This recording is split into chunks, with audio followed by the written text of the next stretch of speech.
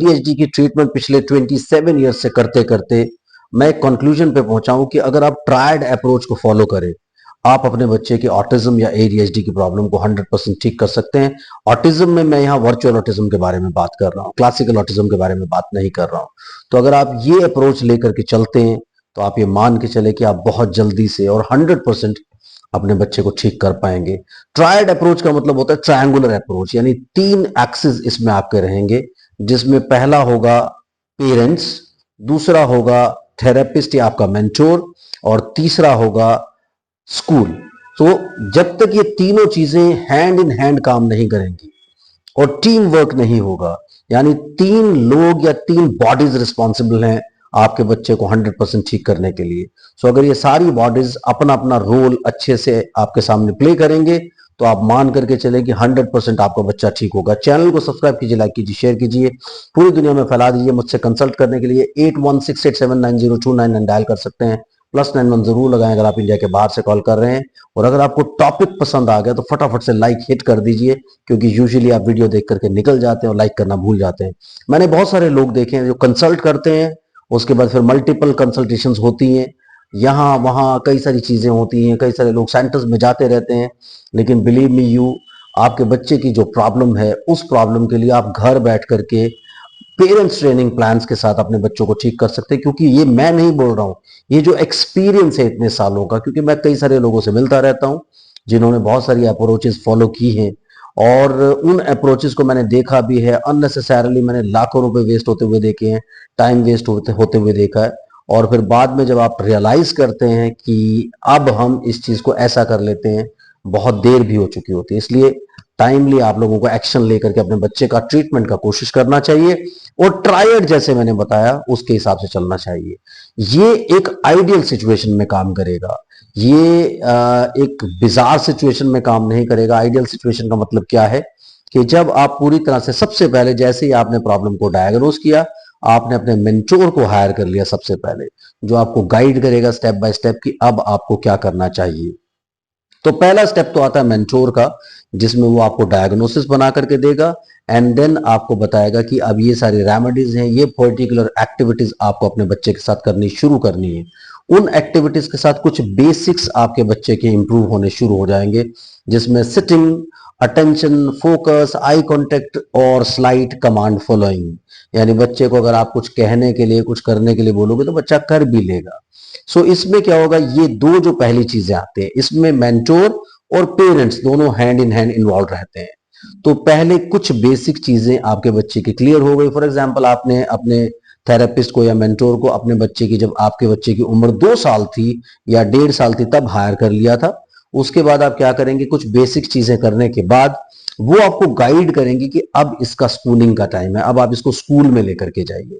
क्योंकि आगे का काम स्कूल आपको करके देने वाले हैं, क्योंकि स्कूल आपको सेटल करना सिखाएंगे अपने बच्चे के साथ। और स्कूल में जाकर के बच्चा अपने पीयर ग्रुप से मिलना शुरू होगा, जहां पे वो थोड़ी बहुत सोशलाइजेशन सीखेगा, शेयरिंग सीखेगा, केयरिंग सीखेगा, कई सारी चीजें आएंगी, उसको बैठना उठना आएगा, बहुत सारी चीजें उसको सीखनी है। लेकिन स्कूल के रोल को बहुत इंपॉर्टेंट रोल माना जाता है, क्योंकि आपका बच्चा जब स्टार्टिंग से थेरेपिस्ट के एंगल से चल रहा है या उसकी गाइडेंस में चल रहा है, तो आपको थोड़ा टाइम के बाद इन सब चीजों के इनपुट की जरूरत भी पड़ेगी। हो सकता है 6 महीने, साल भर में आपको स्कूल की जरूरत पड़ जाए। तो जब ये जरूरत पड़ेगी, यूजुअली स्कूल्स का एटीट्यूड बहुत ज्यादा कई बार खराब होता है, वो आपके साथ एकोमोडेट नहीं कर पाते, क्योंकि उन लोगों को पता ही नहीं होता कि इन बच्चों को कैसे टैकल किया जाए। ना ही गवर्नमेंट की तरफ से कोई ब्रिज प्रोग्राम्स चलाए जाते हैं, जिसमें टीचर्स को या दूसरे लोगों को थोड़ा सा एजुकेट किया जाए इन सब चीजों को आगे बढ़ाने के लिए। अभी मैंने रिसेंटली अपने सिटी में एक district industrial and training institute है, जहां पर मैंने जाकर के एक प्रोग्राम अटेंड किया था, जिसमें टीचर्स को लेकर के मैंने गाइड किया था। उनको मैंने बताया था कि उनके क्या रोल्स एंड रिस्पॉन्सिबिलिटीज होते हैं इस ट्रायड के अंदर, जब हम ट्रीटमेंट पार्ट को देखते हैं। तो बहुत ही ज्यादा अच्छा सेशन था, टीचर्स ने बहुत ओवरवेलमिंग रिस्पॉन्स उसमें दिया। और ये चीज बहुत इंपॉर्टेंट है कि स्कूल का इन्वॉल्वमेंट एक बहुत स्ट्रॉन्ग इन्वॉल्वमेंट है, क्योंकि उनके बगैर आप अपने बच्चे को 100% नॉर्मल नहीं कर सकते, क्योंकि एक लेवल तक वेट करने के बाद आपको अपने बच्चे को स्कूल भेजना ही होगा। तो जब आप स्कूल भेजते हैं, वहां पर आपको कई बार रिजेक्शंस मिलने शुरू हो जाते हैं। अभी रिसेंटली मेरी बात हो रही यूएई में, जहां मेरे क्लाइंट के साथ स्कूल का बहुत सारा प्रॉब्लम चल रहा है और अभी उनको सर्टिफिकेट दिया है कि आप ये सर्टिफिकेट स्कूल में दिखाइए, उनको हाथ पैर जोड़िए और हेल्प लेने के लिए उनको कोशिश कीजिए कि वो आपको हेल्प करे, सपोर्ट करे थोड़ा टाइम के लिए, ताकि आपका बच्चा सेटल हो जाए। ये थोड़ी सी ऐसी सिचुएशन होती है जब बच्चा आपके पास 5 साल 6 साल 7 साल की एज में रिपोर्ट होता है and he is already going to school, और जब वहां से रिजेक्शन आता है एंड देन पेरेंट्स का आगे रिस्पॉन्स आना शुरू होता है। तो ये चीजें स्टार्टिंग से होनी चाहिए। जब आपने डायग्नोस किया, बच्चा बहुत छोटा है, तब चीजें हो तो ये नौबत नहीं आती, लेकिन अभी अगर आ जाती है तो स्कूल का जो सपोर्ट है वो सीख करना बहुत इंपॉर्टेंट होता है। पेरेंट्स को जाना चाहिए, रिक्वेस्ट करनी चाहिए स्कूल में, स्पेशली बच्चे जब 4 साल 5 साल 6 साल 7 साल तक हो गए हैं और ऑलरेडी उनकी थेरेपी इधर उधर चल करके उनका पेरेंट्स का काफी सारा टाइम वेस्ट हो चुका है। और सबसे बड़ी बात क्या होती है कि इन बच्चों को नॉर्मल स्कूल में अगर डाला जाए, नॉर्मल बच्चों के बीच में डाला जाए, तो एक वो एटीट्यूड पैदा होगा कि यार मुझे नॉर्मल बच्चों के जैसे बनना है, क्योंकि ये उनको जाकर के कंपेयर करने की कोशिश करेंगे, उनके जैसा बनने की कोशिश करेंगे। लेकिन समटाइम्स क्या होता है कि स्पेशली कुछ कंट्रीज में फिलॉसफी होती है कि बच्चों को, ऐसे बच्चों को स्पेशली किसी स्पेशल स्कूल में डाल दिया जाता है और स्पेशल बच्चों के बीच में डाल दिया जाता है, जहां बच्चों की जो हालत होती है, बच्चों की जो प्रेजेंटेशन होती है, वो इन बच्चों से बहुत ज्यादा खराब होती है एंड देन पेरेंट्स काफी डिप्रेशन में चले जाते हैं। तो ये बहुत इंपॉर्टेंट है कि पेरेंट्स डिप्रेशन में न जाएं। और ये ट्रायड जो हम लोग फॉलो करने वाले हैं, जिसमें पेरेंट्स, मेंटोर एंड टीचर्स यानी स्कूल, ये एक इंपॉर्टेंट पार्ट प्ले करने वाले हैं, क्योंकि बच्चे की ओवरऑल डेवलपमेंट के लिए, बच्चे को 100% नॉर्मल करने के लिए, क्योंकि एक लेवल तक थेरेपिस्ट ने आपके बच्चे को ठीक करके दे दिया, उसके बाद आपको अगला स्टेप लेना पड़ेगा, जो स्टेप स्कूल का आ जाता है। यानी बच्चा अगर 4 साल 5 साल 6 साल 7 साल के एज ग्रुप में है और वो ऑलरेडी स्कूल जा रहा है, तो वहां अब कैसे एडजस्ट करेगा? नहीं जा रहा, फिर तो मेंटोर आपको गाइड करेगा और बहुत अच्छा गाइड करेगा कि ऐसे ऐसे करके आप उसको इंटीग्रेट करा सकते हैं, ऐसे ऐसे करके उसकी मेन स्ट्रीमिंग कर सकते हैं।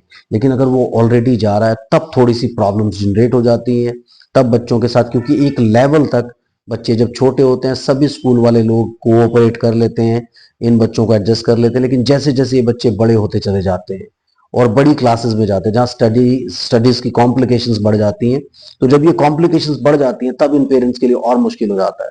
सो ये देखना बड़ा इंपॉर्टेंट है कि आप अपने बच्चे को एक लेवल से लेकर के दूसरे लेवल पर ले जाएं और टीचर्स की या दूसरे जो आपके थेरेपिस्ट हैं उन लोगों की पूरी हेल्प लेकर के, उनसे अंडरस्टैंड करके कि इस पर्टिकुलर सिचुएशन से बाहर कैसे निकलें, वो काउंसलिंग लेकर के आप आगे बढ़ें, तो आपके बच्चे को सक्सेसफुल होने से कोई नहीं रोक सकता। लेकिन समटाइम्स क्या होता है कि आप थोड़ा सा हेजिटेट करते रहते हैं, थोड़ा डिले कर देते हैं चीजों को, तो वो डिले ना करें। जैसे ही आपको पता लगता है कि आपको पेरेंट्स ट्रेनिंग प्लान्स की जरूरत है, आपके बच्चे के साथ ये प्रॉब्लम है, आपको तुरंत उसमें एनरोल करके आगे बढ़ना चाहिए, ताकि बाद में जाकर के ये प्रॉब्लम्स आपको फेस ना करनी पड़े। क्योंकि यूजुअली स्कूल में जाने के बाद आपको एक ब्लॉक झेलना पड़ेगा और ये आपके लिए प्रॉब्लम बन जाएगा। सो बहुत इंपॉर्टेंट है कि ये चीजें आप एड्रेस करें, अपने बच्चे को टाइमली ठीक करें, टाइमली उसका मेन स्ट्रीमिंग करने की कोशिश करें, इन्वॉल्वमेंट करें, ताकि ये सारी प्रॉब्लम ना झेलनी पड़े, और ट्रायड को फॉलो करें ताकि आपका बच्चा जल्दी से जल्दी ठीक हो। Thank you very much, bye.